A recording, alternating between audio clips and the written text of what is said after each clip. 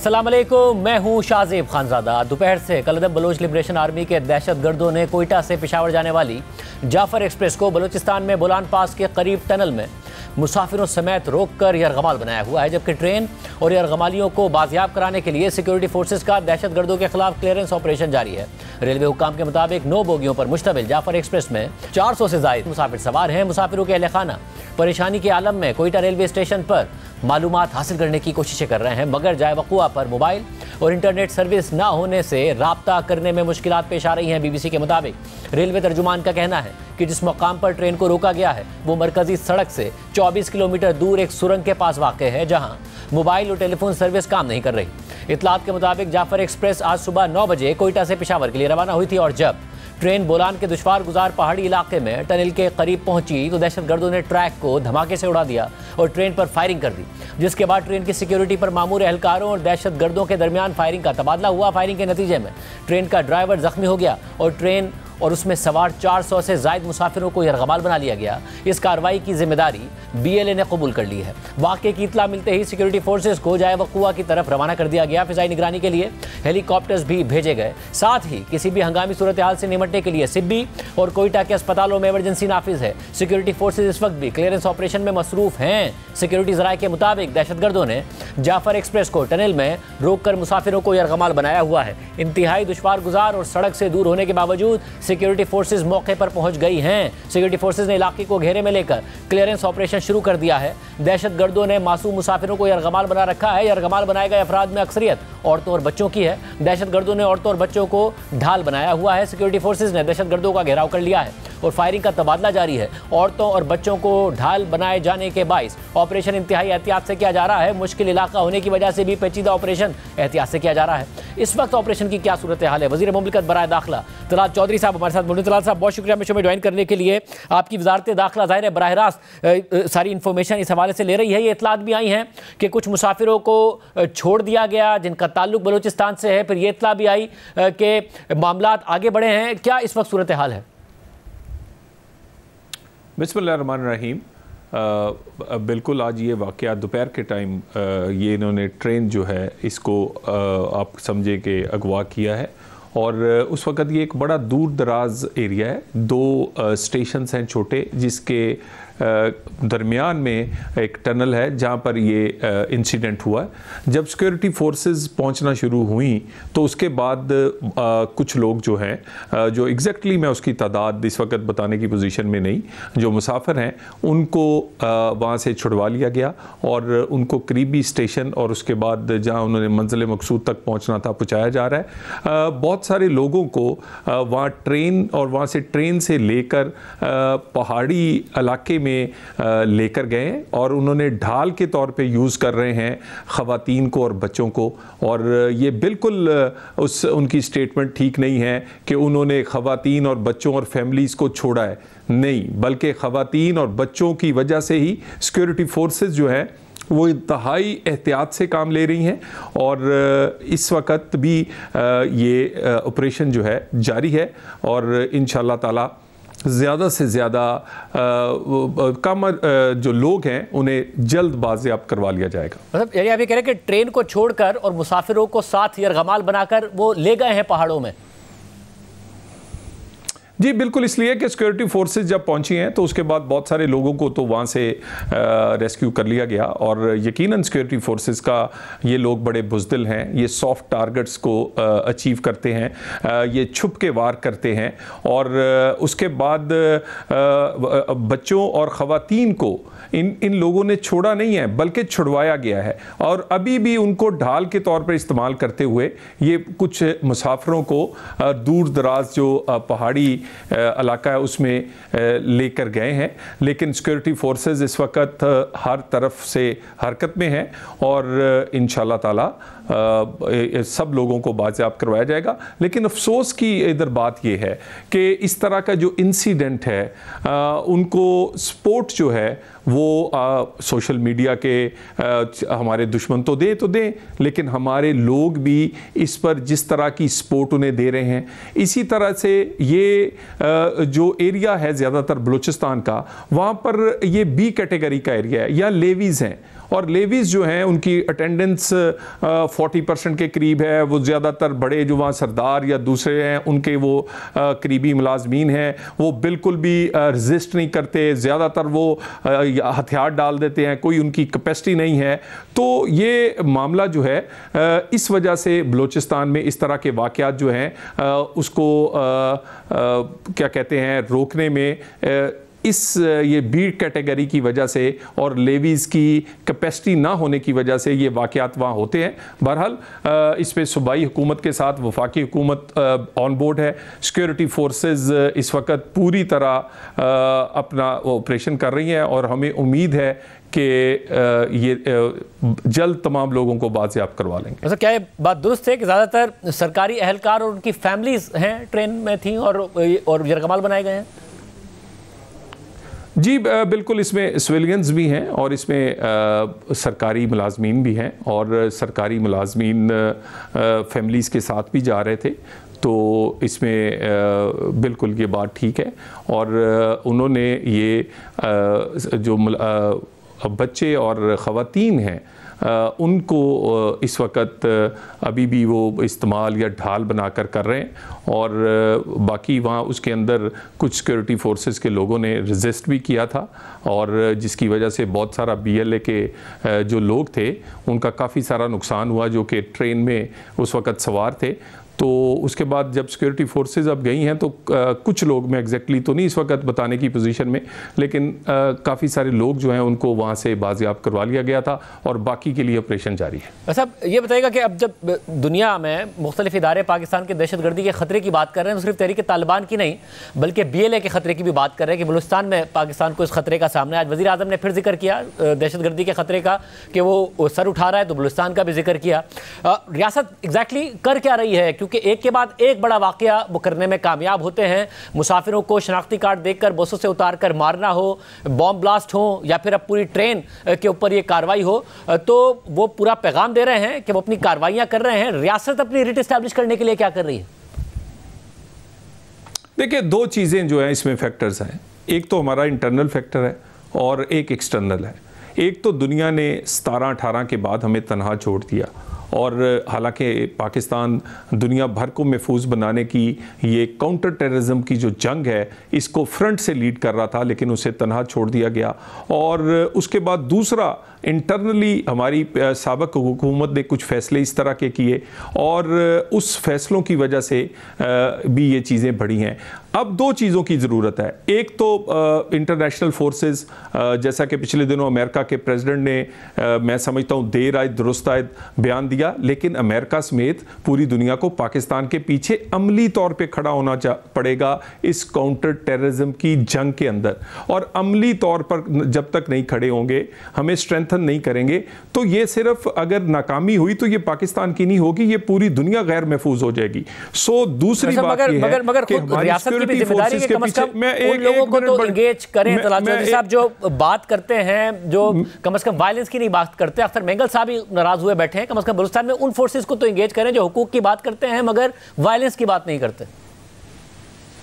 देखिए, मैं बात अपनी मुकम्मल कर लूँ। एक बड़ी अहम बात, यानी दो फैक्टर्स है। एक दूसरा फैक्टर जो सिक्योरिटी फोर्सेस के पीछे जब तक हमारी पॉलिटिकल फोर्सेस यक जुबान होकर एक बयानिए पे खड़े नहीं होंगी तो ये दहशतगर्दी की जंग जीती नहीं जा सकती। ये जीती है जब 2013 से 18 के दरमियान नून लीग मियां नवाज शरीफ ने लोगों को सारी सियासी जमातों को अपनी सिक्योरिटी फोर्सेस के पीछे खड़ा किया, तो उसी सिक्योरिटी फोर्सेस ने वो जो जंग मुशर्रफ दौर से शुरू सी कोई एक दहाई से ज्यादा वो जीती गई। सो हमें खड़ा होना पड़ेगा। बाकी आप कहते हैं मेंगल साहब हैं या कोई, बिल्कुल इस पे बातचीत होती भी रहती है और होनी चाहिए, मगर इसमें सबसे बड़ी वजह यह है कि हम तकसीम है अभी तक तकसीम खत्म उस वक्त होगी ना जब रियासत एक कदम आगे बढ़ के इन दहशतगर्दों को आइसोलेट करेगी, जो बात करना चाहते हैं उनकी ग्रीवेंसेस दूर करने के लिए इंगेज करेगी। अभी खबर आ रही है कि दहशतगर्दों का जो तबलस में 80 अर्गमाल मुसाफिरों को सिक्योरिटी फोर्सेज ने दहशतगर्दों से बाजियाब करवा लिया है। ये खबर इस वक्त हमें ब्रेकिंग न्यूज़ मौसूल हो रही है। तो राजू साहब, रियासत को आगे बढ़ के इस मसले से निमटना पड़ेगा। मैं और ख़बर की इतला दे दूँ आवाम को कि 43 मर्द, 26 खवातीन और 11 बच्चे शामिल हैं जिन्हें बाजियाब कराया गया है। सिक्योरिटी ज़रा ये खबर दे रहे हैं। जी, रियासत की जिम्मेदारी पर बात हो रही थी राजू साहब। देखिए, रियासत की जिम्मेदारी आप बिल्कुल ठीक कहते हैं, मगर रियासत के अंदर जो सियासी जमातें हैं उनकी भी बहुत बड़ी जिम्मेदारी है। और आप ये वाली जो जंग है इसके अंदर सियासी इख्तलाफ अपनी जगह, लेकिन सब लोगों को अगर इकट्ठे होकर खड़े नहीं होंगे तो ये लोग जो हैं ये तो डॉलर्स की जंग लड़ रहे हैं ना जी। इनके जो हैंडलर्स हैं वो मुल्क से बाहर बैठे हैं, कोई यूरोप बैठा है, कोई कहीं बैठा है। वो जितने लोग हमारे शहीद होंगे, जितने हमले होंगे, उतने डॉलर उसको मिलेंगे। उसके बाद ये इसमें बेशुमार इसके सबूत मौजूद है कि अफगानिस्तान से इन्हें भरपूर सपोर्ट मिलती है। अगर अफगानिस्तान से सपोर्ट ना मिलती हो तो क्या बलोचिस्तान और केपी में ही दहशतगर्दी ज़्यादा क्यों हो, इधर सिंध और पंजाब में? क्योंकि इस साइड पे बॉर्डर नहीं, वहाँ से भरपूर इमदाद BLA और ये जो TTP है इनका अलायंस है, ये एक दूसरे की मदद करते हैं। इनके हाइड आउट्स जो हैं वो ज़्यादातर अफगानिस्तान में हैं। और उसके बाद बहुत ज़्यादा जो नारकोटिक्स है उसकी जो 40% के करीब पूरी दुनिया की वो प्रोड्यूस होती है अफगानिस्तान के अंदर। पिछले दिनों ये एक इंटरनेशनल फोरम ने भी इसको तस्दीक किया है, और पाकिस्तान उसका ट्रांजिट कंट्री है, उसी पैसे वो भी इन्वॉल्व है। और इसके बाद इंडिया समेत ये एक बहुत बड़ी इन्वेस्टमेंट की जाती है। और हमले तेज कब होते हैं? जैसे ही कोई मईशत बेहतर होती है, जैसे पाकिस्तान टेक ऑफ करने लगता है, जैसे ही पाकिस्तान में कोई चीज़ें इन्वेस्टमेंट आना शुरू होती है। बलूचिस्तान में बहुत सारे बड़े प्रोजेक्ट हैं जो कि बैरूनी इमदाद या बैरूनी इन्वेस्टमेंट से बने या इसी तरह KP में डैम्स हैं, दूसरी चीज़ें हैं, फिर हमले होना शुरू होते हैं। तो ये चीज़ें जुड़ी हुई हैं। पाकिस्तान का इस्तेकाम दुनिया में कई लोगों को आंखों में नहीं भाता, और अनफॉर्चुनेटली हमारे हमसाए इसमें इन्वॉल्व हैं। और ऐसे हमसाए भी इन्वॉल्व हैं जिन पर हमने एहसान किए हुए हैं, जिनको हमने मुश्किल वक्त में जिनके लाखों लोगों को पास रखा, लेकिन आज वो हम ना हमसाए की हकूक़ का अदा कर रहे हैं, ना मुसलमान बरादर मुल्क का हकूक़ अदा कर रहे हैं। तो हम कोशिश कर रहे हैं कि बाहर की दुनिया से भी उनके साथ भी बात की जाए, मुमालिक के साथ, लेकिन हमारे इंटरनली हमें इकट्ठा होना होगा। सिक्योरिटी फोर्सेस चौधरी साहब हमारे साथ मौजूद थे। उम्मीद करते हैं कि तमाम मुसाफिरों को बाजियाब करा लिया जाएगा, बाहिफाजत बाजियाब करा लिया जाएगा। प्रोग्राम में आगे बढ़ते हैं। तहरीक इंसाफ हुकूमत के खिलाफ अपोजिशन को इकट्ठा करने की बात कर रही है, मगर ना सिर्फ तहरीक इंसाफ और अपोजिशन की बड़ी जमात JUI के इख्तलाफात अब तक दूर नहीं हो पाए हैं, बल्कि खुद तहरीक इंसाफ में इख्तलाफात बढ़ते जा रहे हैं। करप्शन के इल्ज़ामात लग रहे हैं और पार्टी मुख्तलिफ धड़ों में बटी हुई दिखाई दे रही है। आज भी इमरान खान से मुलाकात करने के मामले पर अडियाला जेल के बाहर इमरान खान की बहन अलीमा खान और वकील नईम पंचोता के दरमियान मीडिया के सामने तकरार हो गई। मैं मीडिया के सामने वो मैंने जाकर बोलना, अगर किसी ने अब मेरे भाई के साथ इंसाफ ना किया, ये तमाशा नहीं मेरे भाई का बने। एक हफ्ते में एक दफ़ा मिल रहे हैं आप, आधे घंटे के लिए आपने जाना है, आप वो जाएगा पटिशनर करनी है। इमरान खान ने बड़ा क्लियरली कह दिया सलमान राजा सलमान सफदर करेंगे। इमरान खान से मुलाकात के बाद अडियाला जेल के बाहर मीडिया से बात करते हुए अलीमा खान ने कहा कि आज इमरान खान के असल वकला को अंदर नहीं जाने दिया गया। हम चाहते हैं कि वो वकला अंदर जाएं जो इमरान खान के केसेस को संभाल सके। आज जो उनके असली वकील हैं उनको अंदर नहीं जाने दिया गया। हम चाहते हैं वो लॉयर्स अंदर जाएं जो या इमरान के केसेस को संभाल सकें। हमें पता चल रहा है कि कितनी पिटिशंस लोगों ने जाके डाल दी हैं, लेकिन उसका फॉलो अप हम चाह रहे हैं। अब हमें पता ही नहीं किस किस ने पिटिशन डाली हुई है। तो हमारी परेशानी बिल्कुल जायज़ है, हम अपने भाई की हिफाजत के लिए खड़े हैं। मुझे और किसी चीज़ से हमारी फैमिली को कोई गर्ज नहीं है। हर लॉयर ना पहुँच जाए, ये हमारा हक है। हमने अपने भाई की हिफाजत कैसे करनी है। इसके बाद खबर आई कि नईम पंचोता ने इमरान खान से उनकी बहन अलीमा खान के रवैये की शिकायत भी कर दी है। नुमाइंदा जियो न्यूज़ शबीर डार के मुताबिक नईम हैदर पंचोता ने अलीमा खान के सख्त रवैये की इमरान खान से शिकायत कर दी है। इमरान खान ने तसल्ली से नईम पंचोता की शिकायत को सुना और यकीन दिलाया कि वो अलीमा खान को वकला के साथ उलझने से मना करेंगे। जबकि इमरान खान की बहन अलीमा खान ने जियो न्यूज़ के नुमाइंदे हैदर शराजी से बात करते हुए कहा है कि इमरान खान को किताबों और सियासी शख्सियात से मुलाकात की ज़रूरत है। वकला को इमरान खान ने भी तनबीह की है। इमरान खान के साथ मुशावरत में फैसला हुआ कि 48 मुकदमात पर वकला की क़यादत मुशावरत करेगी। थी। इमरान खान ने फैसला किया है कि गैर ज़रूरी किसी पटिशन पर दस्तखत नहीं करेंगे। उन्होंने वकला की मुलाकातों से मुताल्लिक मामलात को वाज़ेह किया है। सलमान अकरम राजा और ज़हीर अब्बास इमरान खान के केसेस और मामलात को देखेंगे। आज से कुछ दिन पहले इमरान खान ने अपने वकील फैसल चौधरी को जेल मामलात पर कानूनी मामलत से रोक दिया था और ये खबरें भी आई थी कि बुशरा बीबी ने फैसल चौधरी पर नाराज़गी का इजहार किया है, जिसके बाद फैसल चौधरी ने बताया कि सीनियर क़यादत और वकला समेत सबको डांट पड़ी है। बुशरा बीबी ने फैसल चौधरी को कहा, जो फाइल हुई खबर मैं उसी से पढ़ रहा हूँ, कि आप हमारी पिटीशन से अलग हो जाएं, हमें सियासी वकील की जरूरत नहीं बल्कि हमें एक प्रोफेशनल वकील की जरूरत है। तो आपको उन्होंने प्रोफेशनल क्यों नहीं आना, बुरा नहीं मानेगा, लेकिन जो सामने नहीं वो देखिए, असल में मैं अकेला नहीं था, 10 और भी थे। वो कौन कौन थे?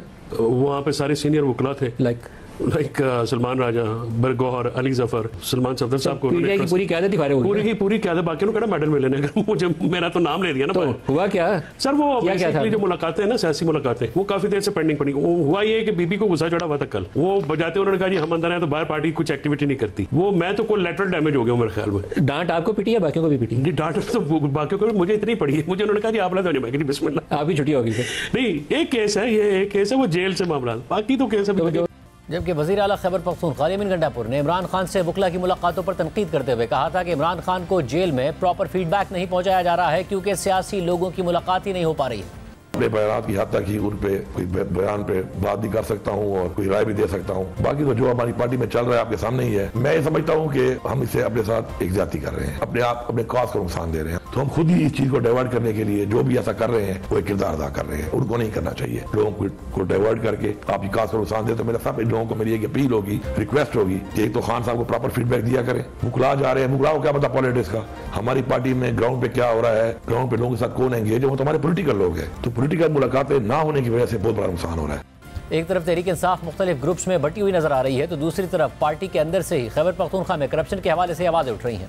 पीटीआई हज़ारा डिवीजन के सदर शाहिद रफीक ने इल्ज़ाम लगाया है कि करप्शन पार्टी में हो रही है या इदारों में। मेरे पास तमाम सबूत मौजूद हैं, हमने जिन लोगों को मुंतखब किया वो इस करप्शन के जिम्मेदार हैं। इस पर तहरीक इंसाफ के सेक्रेटरी जनरल सलमान अकरम राजा ने कहा है कि करप्शन की पीटीआई की हुकूमत में कोई जगह नहीं है, लेकिन अली अमीन गंडापुर को इमरान खान की तायद हासिल है।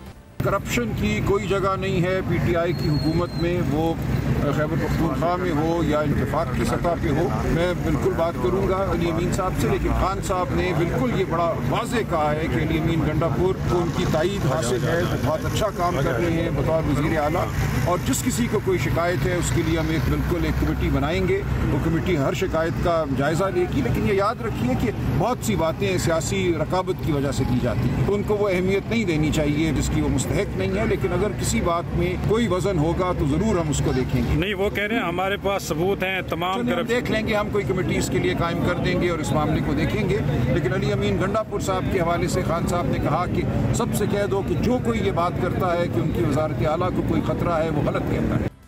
जेल के बाहर ये सब होता रहा तो अंदर क्या हुआ, पूरी सूरत पर बात करेंगे। नुमाइंदा जियो न्यूज़ शब्बीर डार से। शब्बीर डार, बहुत शुक्रिया मुझे ज्वाइन करने के लिए। शब्बीर, अलीमा खान जब बात कर रही थी उन्होंने उस वक्त आपको भी इन्वॉल्व किया, आपने भी उस वक्त बात की, आपने कहा भी अंदर का मामला है, फिर आपने सवाल किया सलमान अकरम राजा साहब से भी। पंजुता साहब तो कह रहे थे कि ज़ाहिर अलीमा खान साहिबा बहन है, उन्हें अपने भाई की फिक्र है, मगर फिर अंदर क्या हुआ है, क्या खबर है आपके पास?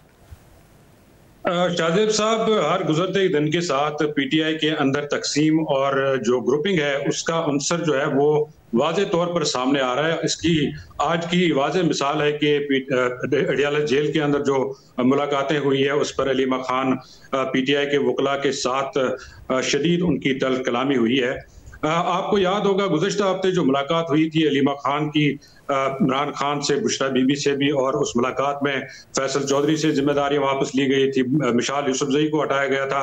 और उस वक्त भी अलीमा खान ने शदीद तहफ़्फ़ुज़ात का इजहार किया था इस बात पर कि जो पीटीआई के सोशल मीडिया हैंडल्स पर खबरें फैलाई जा रही हैं इमरान खान से मुतल्लिक़ कि उनकी सेहत ठीक नहीं है।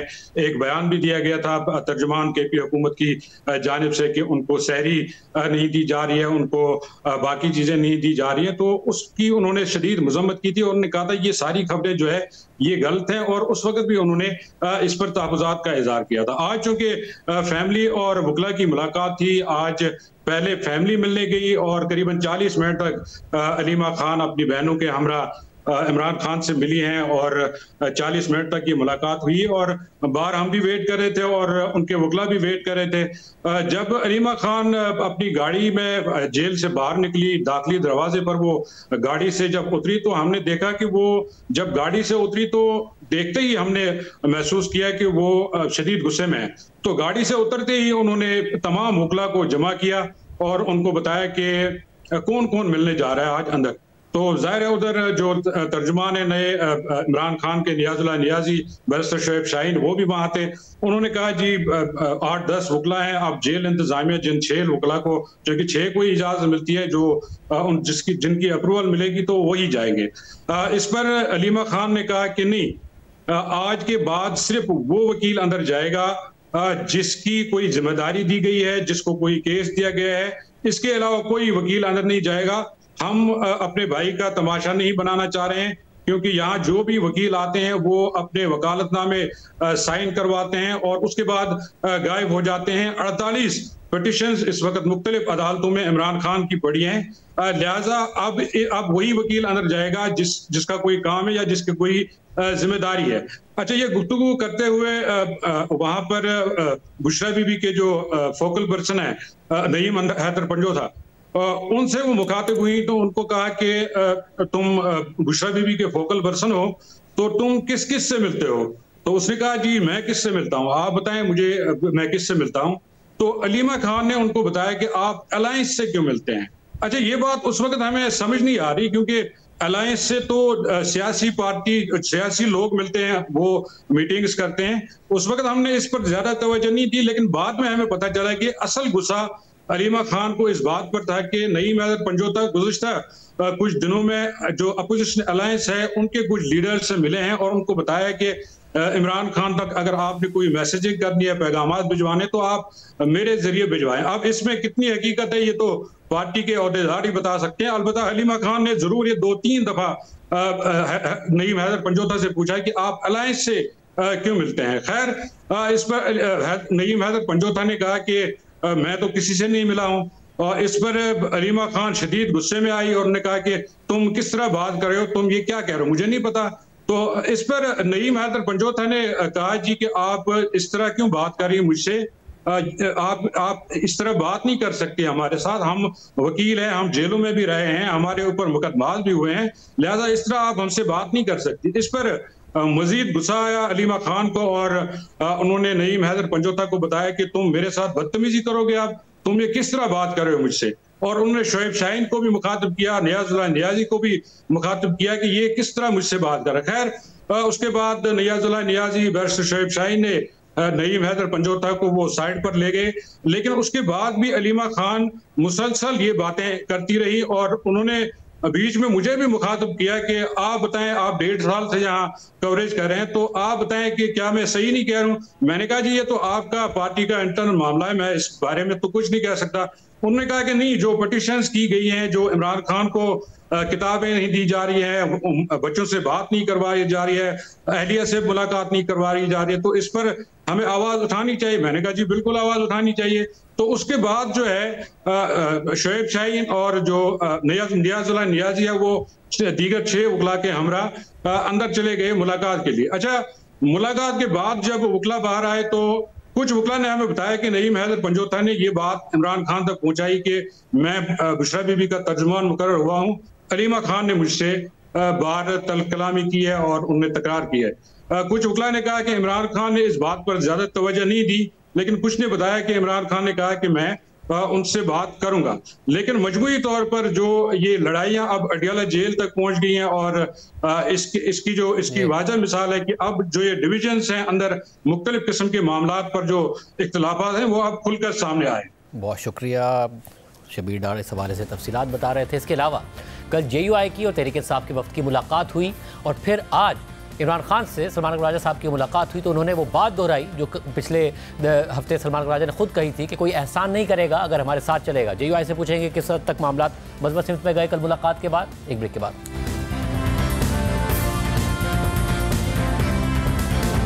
तहरीक इंसाफ हुकूमत के खिलाफ अपोजिशन का इत्तेहाद बनाने की कोशिशों में मसरूफ़ है, मगर इस रास्ते में सबसे बड़ी रुकावट PTI और JUI के अख्तलाफात हैं जो अब तक दूर नहीं हो सके हैं। इस सिलसिले में गुज़िश्ता रोज़ PTI और JUI के रहनुमाओं का इजलास हुआ, जिसके बाद तर्जुमान तहरीक तहफ़्फ़ुज़ आईन पाकिस्तान ने एक बयान में कहा कि इजलास में PTI के सलमान अकरम राजा, सद कैसर और जुनैद अकबर के अलावा आतिफ खान, आमिर डोगर और अखुनज़ादा हुसैन यूसुफ जई ने भी शिरकत की, जबकि JUI की तरफ से मौलाना गफूर हैदरी और कामरान मुर्तज़ा इजलास में शरीक हुए। इजलास में इत्तफाक किया गया कि इजलास की पेशरफ्त पर इमरान खान और मौलाना फजलुर रहमान की हतमी राय ली जाएगी। रमज़ान के बाद मुश्तरका लाए अमल के साथ अवाम के सामने आएंगे। इस हवाले से सीनियर सहाफ़ी हसनात मलिक ने दावा किया है कि JUI ने अपने 4 मुतालबात PTI के सामने रखे हैं, जिनमें पहला मुतालबा खैबर पख्तूनख्वा में धांधली की तहकीकात का लाएअमल बनाना, दूसरा मुतालबा मौलाना फजलुर रहमान और अली अमीन गंडापुर के हल्का इंतखाब यानी डेरा इस्माइल खान की सियासत के हवाले से फैसला करना, तीसरा मुतालबा खैबर पख्तूनख्वा में JUI के अराकीन को तरक्याती फंड्स जारी करना और चौथा मुतालबा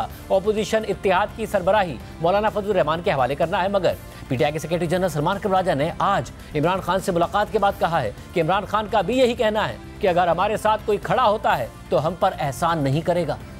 मैंने उनको बताया, कल मेरी मौलाना गफूर हैदरी साहब, सेनेटर कामरान मुर्तज़ा साहब JUI के रहनुमा हैं, उनसे मुलाकात हुई। उन्होंने इत्मीनान का इजहार किया। उन्होंने कहा हम उसूल की बुनियाद पर आगे बढ़ना चाहते हैं और जो भी जमहूरियत के लिए, इंसानी हुकूक के लिए, शराफत के लिए हमारा साथ देगा हम उसका खैर मकदम करेंगे। कोई हम पे एहसान नहीं करेगा। ये पाकिस्तान की कौम का इस वक्त तकाजा है कि उनके लिए आवाज़ बुलंद की जाए।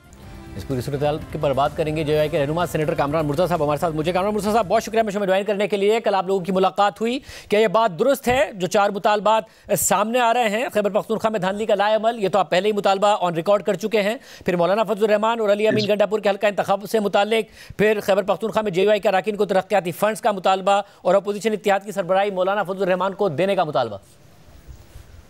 इलेक्शन के हवाले से सारी इलेक्शन के अलावा बाकी तीनों मुतालबात ऐसे नहीं है, गलत हैं, दुरुस्त नहीं है, ये कभी डिमांड नहीं रखी गई है।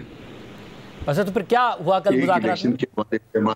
इलेक्शन के हवाले से हमारा जो है इसमें असूली मौक़िफ़ है कि धांधली सिर्फ जो है बाकी 3 सूबों में नहीं हुई बल्कि 4 सूबों में हुई है। तो इस बात को जो है ना आप तस्लीम करिए। तो ये मुतालबा हमारा यकीनन है कि आप खैबर पख्तूनख्वा के हवाले से भी जो है ना वो एक मैकेनिज्म की बात करिए, मगर ये मुतालबा नहीं है कि हमको जो है ना कोई से इत्तेहाद की सरबराही दे दीजिए और खुदा न खास्ता हम फंड्स मांग रहे हैं। इसका मतलब ये है कि कोई पैसों के ऊपर बारगेनिंग हो रही है। अनफॉर्चुनेट क्योंकि आप ये कह रहे हैं कि बाकी नहीं हुए, तो जो पहला मुतालबा है जो आप पब्लिकली कर चुके हैं उसके जवाब में असद कैसर साहब कह चुके हैं कि हमारा तो उल्टा मुतालबा है कि हमारे साथ धांधली हुई है, पेशावर में हमें सीटों से महरूम किया गया। तो फिर कल कोई पेशरफ्त हुई इस मुतालबे पर? उन्होंने खान साहब से उन्होंने भी इजाज़त लेनी है और हमने मौलाना साहब से भी इजाज़त लेनी है। जाहिर है कि वहाँ पे भी खान साहब की इजाज़त के बगैर मामला आगे नहीं बढ़ सकते और हमारे यहाँ तो फिर थोड़ा सा और कॉम्प्लिकेटेड है मामला।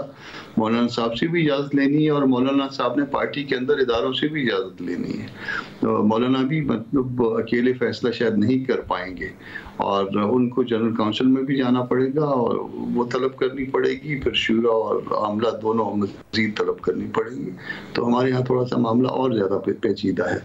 बाकी जो है वो 3 मुतालबात जो हसनात साहब का आज मुझे मिस कॉल थी, मेरे आज या कल मेरे मिस कॉल थी मेरे मोबाइल पे, मैं रिस्पॉन्ड नहीं कर पाया, मुझसे पूछ लेते तो अच्छा होता। मतलब तो आपने जो कहा कि मौलाना से बात करेंगे, उन्होंने आज इमरान खान साहब से बात कर ली, मौलाना खुद क्यों नहीं मिल रही है? वो वापस आ गए हैं, खुद मुलाकात हो जाती, बराह रास्त बात हो जाती। खुद भी मैंने उनको कहा था अपना असद कैसर साहब को, असद कैसर साहब ने बल्कि फ़ोन भी किया था, मौलाना साहब को उम्र की मुबारकबाद देना चाह रहे थे मगर मौलाना शायद उस वक्त तराबी में थे। तो चूँकि कमेटियों की सतह पे थी बात, तो मैंने उनको कहा था कि आप खुद भी ज़रा कर्सी कॉल कर लें। और मैं आज हैदरी साहब एक दफ़ा चले गए हैं, हैदरी साहब ने क्योंकि उम्रे पे कल जाना है तो वो तो रिपोर्ट दे गए हैं मुझे। उन्होंने 4 साढ़े 4 बजे फ़ोन किया था कि मैं तो जा रहा हूँ, तुम्हारी क्या पोजीशन है? मैंने कहा मैं तो केसेस तैयार कर रहा हूँ और मुझे 11 बजे रात को बुलाया और मैं फिर रात को मैं भी जा रहा हूँ मौलाना साहब के पास और मैं अपनी रिपोर्ट दे दूंगा।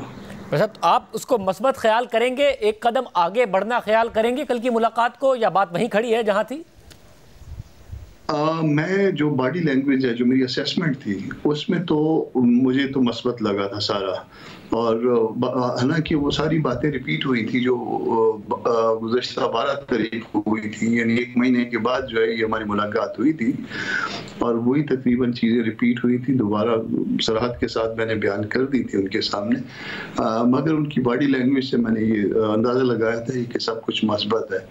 अब वो जो फिर एक बात, तो कल हमने उसको जो थोड़ा सा सलमान अकरम राजा भाई हैं हमारे, तो उनके साथ जो है वो थोड़ी सी छेड़छाड़ कर भी लेते हैं कभी कभी। तो ये आज फिर जो है ना कि जो कुछ करेगा कोई एहसान नहीं करेगा, तो ये कोई सियासी जुबान नहीं है। मगर कानून साहब, पिछली दफ़ा जब उन्होंने बात की थी तो अपनी तरफ से कह दिया था प्रेस कॉन्फ्रेंस में, आज उन्होंने इमरान खान साहब को कोट किया है कि मैंने इमरान खान साहब को बताया, उन्होंने खुशाइंद करार दिया, मगर साथ में इमरान खान साहब ने ये कहा कि जो हमारा साथ देगा वो हम पर एहसान नहीं करेगा। ये इमरान खान साहब का स्टेटमेंट है आज। देखिए, यहाँ पे किसी के साथ देने की बात नहीं है। हम इसमें ऐसा नहीं है कि हम किसी पार्टी के साथ चलने के लिए हमारी कोई मजबूरी है। ये हम चाहते हैं कि ये इलेक्शन का मामला जो है इस मुल्क में दुरुस्त हो जाए। हम ये चाहते हैं कि मामला दस्तूर के मुताबिक चले, मगर अगर कोई इस तरह से करे कि कोई हमारे साथ चलेगा अगर, तो हम तो इत्तेहाद में तो वो सर्टेन कंडीशंस में जो है चलने के लिए तैयार होंगे, मगर किसी पार्टी के साथ चलना जो है ये हमारी कोई मजबूरी नहीं है। हम अपनी अलग से सियासी पार्टी है, हम अपनी जद्दोजहद पे बिलीव करते हैं। कोई पार्टियों के बाद औकात जो है वो किसी पार्टियां इकट्ठी हो भी जाती हैं, मगर फिर अगेन जो है ना फिर इस तरह का कुछ कहना जो है फिर या तो उनके मुंह से निकल जाती है इस तरह की बात, या फिर सब एक दफा मुंह से निकल जाती है, आपने उस पर रिस्पॉन्ड भी कर दिया, और अगली बार वही बात इमरान खान साहब को कोट करके कह दी गई, इमरान खान साहब से मंसूब करके कह दी गई कि उन्होंने कहा, तो फिर ये मुंह से तो ना निकलना होगा। वो मैं कभी कभी कहता हूँ उनके बारे में कि वो गैर सियासी होते हैं, तो आगे वाला एक लफ्ज मैंने हटा दिया। तो आप कभी कभी हो जाता है कभी। तो यानी आप ये अज्यूम कर रहे हैं कि ये दोबारा सलमान अकरम राजा साहब ने ही कह दिया है, इमरान खान साहब ने उनसे नहीं कहा होगा? अगर कहा है तो वो कन्वे कर दें फिर तो हम एक दूसरे को इंगेज ना करें। हम देखिए, हमने अपना इजलास बुलवा लिया हुआ है। हमारी जनरल काउंसिल जो है मुल्क की सियासी सूरत हाल के हवाले से जो है वो ऑलरेडी जो है मौलाना ने बुलवा ली हुई है, और फिर अगर ऐसी बात नहीं है और उन्होंने ये कह दिया कि जिसका दिल करता आए, जिसका दिल नहीं करता ना आए, तो फिर हम इसी तरह से मामला जो है ना मौलाना साहब को कन्वे कर देते हैं कि वो ये कह रहे हैं, तो फिर आगे फिर दिल की बात पे आ जाता है। बहुत शुक्रिया। इस पर मौक़िफ़ के लिए हमने तहरीक इंसाफ को भी प्रोग्राम में दावत दी, मगर वो नहीं आए। एक और अहम खबर है, अहम डेवलपमेंट, उसकी तफसीलात आपके सामने रखेंगे एक ब्रेक के बाद।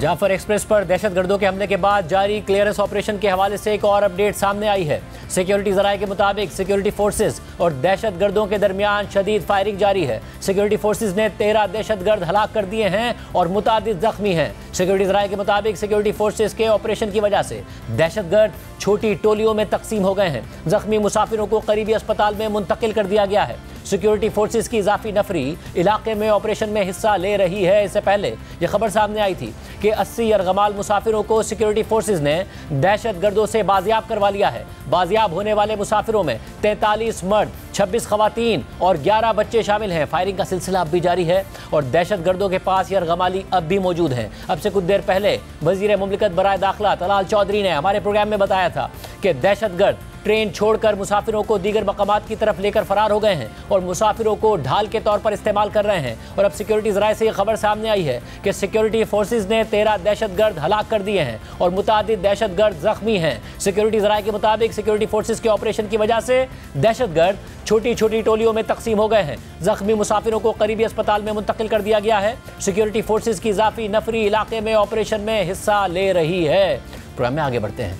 मुस्तफ़ा आमिर कत्ल केस में आज अहम पेशरफ्त हुई है। इंसदाद दहशतगर्दी की अदालत ने मुल्जिम अरमगान के जिस्मानी रिमांड में 7 दिन की तौसी कर दी है, जबकि मुल्जिम की रिमांड रिपोर्ट में पुलिस ने दावा किया है कि मुल्जिम ने एतराफ़ कर लिया है कि उसने मुस्तफ़ा आमिर को कत्ल करने के बाद सारा वाक़या अपने वालिद को बताया था और उसके वालिद ने ही उसे रूपोश होने का मशवरा दिया था। पुलिस की जानिब से अदालत में जमा कराई गई रिमांड रिपोर्ट के मुताबिक मुलजिम की निशानदही पर आला ज़र्ब भी बरामद करके कब्जे में ले लिया गया है। मुलजिम ने दौरान इंटेरोगेशन एतराफ़ किया है कि मकतूल मुस्तफ़ा आमिर को कत्ल करने के बाद मैंने सारा वाक़या अपने वालिद को बताया, जिसने मशवरा दिया कि फ़िलहाल कराची छोड़ दो और रूपोश हो जाओ, बाद में हम सॉफ्टवेयर हाउस का कारोबार भी कराची से कहीं और शिफ्ट कर लेंगे और मैं पुलिस से बचने के लिए अपने बाप के मशवरे पर साथी शिराज के साथ लाहौर, इस्लामाबाद और स्कर्दू में रूपोश रहा।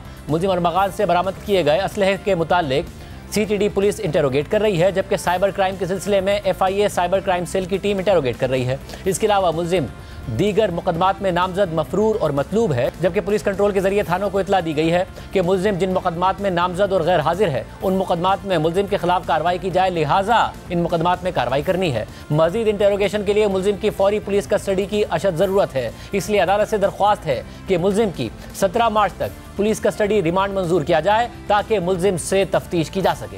आज मुलजिम अरमगान को इस दहशतगर्दी की अदालत में पेश किया गया। अदालत ने तफ्तीशी अफसर से पूछा कि क्या रिपोर्ट लाए हैं। इस पर तफ्तीशी अफसर ने मुलजिम के जिस्मानी रिमांड में तौसी की दरख्वास्त की और कहा कि CCTV का DVR, आला ज़र्ब और मुलजिम अरमगान का एक iPhone भी बरामद कर लिया है। मुलजिम अरमगान के जिस्मानी रिमांड में 17 मार्च तक की तौसी की जाए। इस मौके पर मुलजिम के वकील आबिद जमान ने कहा कि मुलजिम से अब कोई तफ्तीश नहीं करनी, जिस्मानी रिमांड की जरूरत नहीं है, अरमगान को अदालती रिमांड पर जेल भेज दिया जाए। अदालत ने मुलजिम से पूछा कि कोई मारपीट तो नहीं हुई, तो मुलजिम अरमगान ने जवाब दिया कि मैं सर नहीं हिला सकता हूँ। इस मौके पर सरकारी वकील ने अदालत से दरख्वास्त की कि दीगर इदारों ने मुलजिम को गिरफ्तार करना है, इसलिए अदालती रिमांड पर ना भेजा जाए। मुलजिम ने हर चीज़ पर पासवर्ड लगाया हुआ है, मजीद तफ्तीश करनी है। मुलजिम अरमगान के वकील ने कहा कि किसी दूसरे इदारे ने अभी तक दरख्वास्त नहीं दी है, आला ज़र्ब, लाश, गाड़ी, हर चीज़ बरामद कर ली है, जिस्मानी रिमांड ना दिया जाए। 1 माह से ज़ायद का वक्त गुजर गया है, अबूरी चालान पेश नहीं किया गया है। इसके बाद अदालत ने मुलजिम के वकील के अबूरी चालान जमा कराने की दरख्वास्त पर तफ्तीशी अफसर और स्पेशल पब्लिक प्रोसिक्यूटर को नोटिस जारी कर दिए और अदालत ने मुलजिम को वालिदैन से 5 मिनट की मुलाकात की इजाज़त दे दी और मुलजिम अरमगान के जिस्मानी रिमांड में 7 दिन की तौसी कर दी। समाअत के बाद जारी होने वाले अदालती हुक्म के मुताबिक मुलजिम अरमगान के जिस्मानी रिमांड में 7 दिन की तौसी की दरख्वास्त की गई। तफ्तीशी अफसर के मुताबिक मुलजिम अरमगान ने कत्ल के बाद वालिद को आगाह किया था। मुलजिम के वालिद ने मुलजिम को रूपोश होने का मशवरा दिया था। रूपोशी के बाद सॉफ्टवेयर हाउस को भी कराची से बाहर मुंतकिल करने का इरादा था। अदालत ने मुलजिम अरमगान से पूछा कि क्या आप पर तशद्दुद किया गया है। मुलजिम ने अदालती इस्तफसार पर मस्बत जवाब नहीं दिया। इंसदादी दहशतगर्दी एक्ट के तहत 90 दिन तक रिमांड दिया जा सकता है। पुलिस कस्टडी के दौरान मजीद शवाहिद मिलने का भी इम्कान है। मुलजिम के जिस्मानी रिमांड में 7 दिन की तौसी की जाती है। वकील सफाई ने चालान पेश करने की दरख्वास्त की। इस दरख्वास्त की समाअत 18 मार्च को होगी। मुलजिम अरमगान को आज इंसदादी दहशतगर्दी की अदालत में पेश किया गया। वहाँ क्या सूरत हाल थी, बात करेंगे नुमाइंदा जियो न्यूज़ अमीन अनवर से। अमीन, बहुत शुक्रिया, आपने आज ये मामला कवर किया। बाद में मुलजिम की मुलाकात भी कराई गई, क्या माहौल था और बाद के वाक़यात क्या हुए? बिल्कुल शाजिब साहब, आज इंसदादी दहशतगर्दी की अदालत में मुस्तफ़ा आमिर के अगवा और कत्ल केस में अरमगान को पेश किया गया था, जहां पर केस के तफ्तीशी अफसर से अदालत ने एक सवाल किया कि गुज़िश्ता रिमांड जो मिला था उसमें अब तक की क्या इन्वेस्टिगेशन की गई है आपकी तरफ से। तो तफ्तीशी अफसर ने बताया कि DVR एक रिकवर किया गया है, उसके अलावा एक iPhone और आला ज़र्ब एक स्टिक बरामद की गई है मुलजिम के कब्जे से, मकतूल मुस्तफ़ा आमिर को तशद्दुद का निशाना बनाया गया था और मुलजिम के जिस्मानी रिमांड में मजीद तौसीक की दरख्वास्त की गई। तमाम जो रिमांड रिपोर्ट जमा कराई गई है उसमें तफ्तीशी अफसर का ये कहना है कि मुलजिम ने दौरान इंटेरोगेशन ये बताया है कि उसने मुस्तफ़ा आमिर के कत्ल के बाद अपने वालिद को तमाम सूरत हाल से आगाह कर दिया था, जिसके बाद उसके वालिद ने उसे कहा कि कुछ दिन के लिए रूपोश हो जाओ। तो जिसके बाद मुलजिम लाहौर, इस्लामाबाद और स्कर्दू जो है वो चला गया और उसने अपना सॉफ्टवेयर हाउस भी मुंतकिल करने का जो प्रोग्राम था वो बना रहा था और अपने दोस्त शिराज के साथ इन मकामात पर जाके उसने विजिट किया। कहा अदालत ने जब मुलजिम की उससे वालिदैन से मुलाकात कराने की दरख्वास्त मंजूर की तो उसके बाद मुलजिम की 5 मिनट के लिए कमरा अदालत में वालिदा और वालिद से मुलाकात कराई गई। तो जिसके बाद स्पेशल पब्लिक प्रोसिक्यूटर जुल्फिकार अराई का ये कहना था, उन्होंने हमसे बातचीत की और उन्होंने ये बताया कि मुलजिम का जो वालिद है उसने सरकारी वकील और केस के तफ्तीशी अफसर को धमकियां दी हैं, जिस पर जो है जो स्पेशल प्रोसिक्यूटर है वो इसका तहरीरी तौर पर भी प्रोसिक्यूटर जनरल को इसकी शिकायत करेंगे कि वालिदैन से मुलाकात के बाद उन्हें धमकियां दी गई हैं और मुलजिम की वालिद की तरफ से ये कहा गया है कि वो उन दोनों को तफ्तीशी अफसर और स्पेशल पब्लिक प्रोसिक्यूटर देख लेंगे। बहुत शुक्रिया, तफसीलात बता रहे थे। आज के प्रोग्राम में इतना ही। अल्लाह हाफ़िज़।